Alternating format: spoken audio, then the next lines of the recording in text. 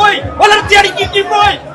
Climax ഒക്കെ അടിപൊളി രോമാഞ്ചം very രോമാഞ്ചിഫിക്കേഷൻ full fight ആണോ ഫുൾ ഫൈറ്റ് അടിപൊളി പടം സൂപ്പർ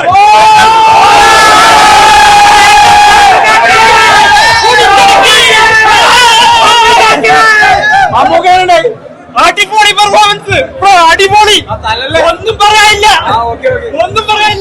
അടിപൊളി എന്നെ അറിയാമോ ഞാനാണ് കിം ബോയ്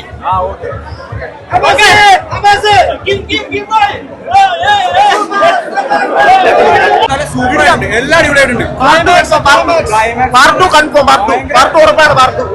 ഉറപ്പായിട്ടുണ്ട് പാർട്ട് ഉണ്ട്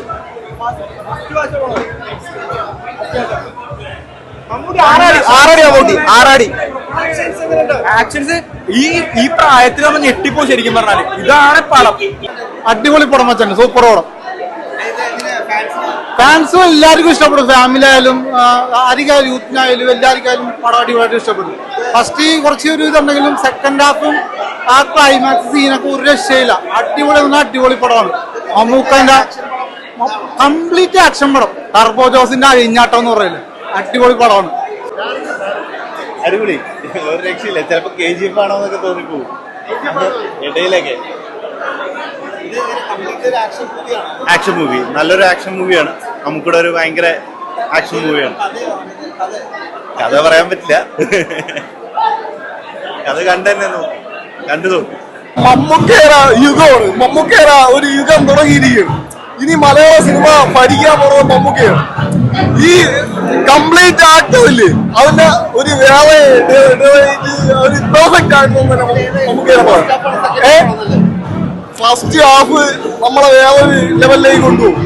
അത് കണ്ടിരുന്ന് നമ്മൾ ഇന്റർവെല്ലിലേക്ക് വരുമ്പോഴേ അത് വേറെ നമ്മൾ പ്രതീക്ഷിക്കുന്ന ഒന്ന് പക്ഷെ സംഭവിക്കുന്ന വേറെ. ആ സിനിമയിലെ വിഷ്വൽസ് എല്ലാം അങ്ങനെയാണ്.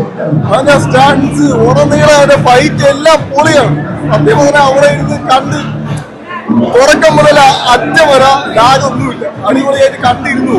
എനിക്കിഷ്ടപ്പെട്ടു. അടിപൊളി.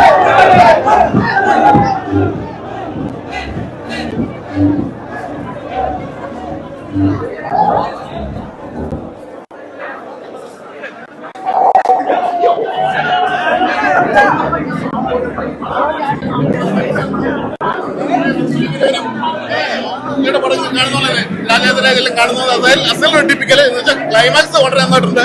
പിന്നെ തെലുങ്കാടൻ രണ്ടുപേരും, ഒന്ന് രാജശെട്ടി സുല്ലും അവരവരുടെ റോള് അടിപൊളിയായിട്ട് കൈകാര്യം ചെയ്തിട്ടുണ്ട്. സൂപ്പർ പടം. അവസാനത്തെ ആക്ഷൻ ഒന്നും പറയാനില്ല, അടിപൊളി ആക്ഷൻ. പിന്നെ പറയുമ്പോൾ ഓരോട് ഉദയകൃഷ്ണൻ മാറി മിഥുൻ വന്നു. സെയിം ഇന്നത്തെ ടീമൊക്കെ സെയിം ആണ്. വൈശാഖിന്റെ പക്ക ടിപ്പിക്കൽ വൈശാഖ് പടം. വേറെ വ്യത്യാസമൊന്നും കേട്ടോ.